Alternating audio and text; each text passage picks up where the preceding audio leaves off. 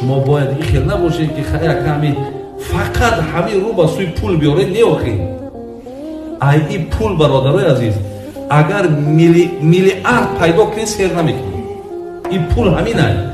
اگر یکی از شما را یا وادی گفته اکنم یک دره کلا پر ای طلا باشد، او پر ای طلا بوده شده میلیارد تونه.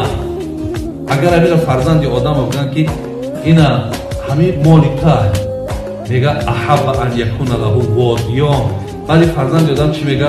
ای دو وادی میشی، یا وادیش کمه، دو تا میشید با خوب میشید. بعد پیامبر گفت که شما هیچ وقت سیر نمیکنید تا زمانی که داخل لحد نرید.